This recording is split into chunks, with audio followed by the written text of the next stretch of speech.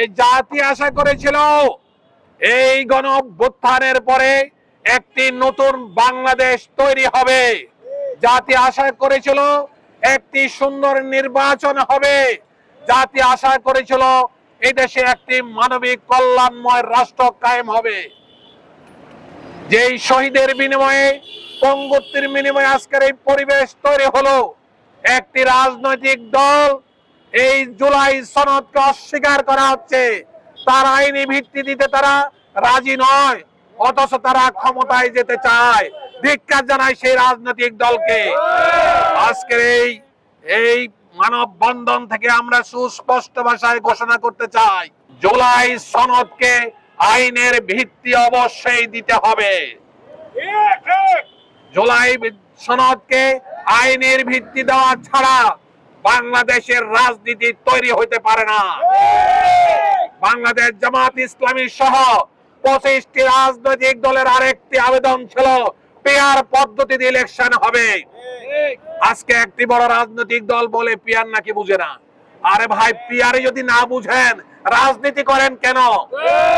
আমরা সুস্পষ্ট ভাষায় নির্বাচন কমিশনকে বলতে চাই, আপনি রোড ম্যাপ ঘোষণা করেছেন, করেন, কিন্তু আরেকটি রোড ম্যাপ আপনি পিয়ার পদ্ধতি দিয়ে তারপরে আপনার ঘোষণা করতে হবে। আর আমরা বলেছিলাম এই ফ্যাসিস্ট সরকার 15 বছর মানুষকে গুলি করে হত্যা করা হয়েছিল, আয়নাঘর তৈরি করা হয়েছিল, 25 লক্ষ কোটি টাকা বিদেশে পাচার করেছে, অগণিত মানুষকে পাখির ন্যায় রাস্তায় গুলি করে হত্যা করেছে। তাদের দৃশ্যমান বিচার হতে হবে। আমরা ধন্যবাদ জানাই ট্রাইব্যুনালকে। ইতিমধ্যেই যারা এর কাজে জড়িত ছিল, সেনাবাহিনীর অফিসার, তাদেরকে আইনের আওতায় নিয়ে আসা হয়েছে। আমরা শুকরিয়া আদায় করি এবং এর সাথে আরো যারা জড়িত আছে তাদেরকে আইনের আওতায় নিয়ে আসতে হবে। আমরা সর্বশেষ এই মানববন্ধন থেকে বলতে চাই, নির্বাচন কমিশনকে দলীয় এজেন্ডায়, দলীয় কর্মসূচি, দলীয় অফিস আপনার অফিসকে বানাবেন না। আমরা হুঁশিয়ার করে দিতে চাই, বাংলার মানুষ এই নির্বাচন কমিশনের উপর আস্থা স্থাপন করে আছে। যদি আমরা দেখি যে আপনারা কোন দলের হয়ে কাজ করছেন, তাহলে পরে আমরা রাজপথে গণ আন্দোলন গড়ে তুলব ইনশাআল্লাহ।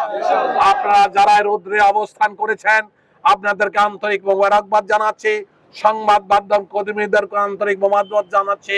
আপনাদের মাধ্যমে সারা জাতি জানক, আজকে সারা বাংলাদেশ জুড়ে এই মানববন্ধন কর্মসূচি ঘোষণা হয়েছে এবং পালিত হচ্ছে। আসসালামু আলাইকুম।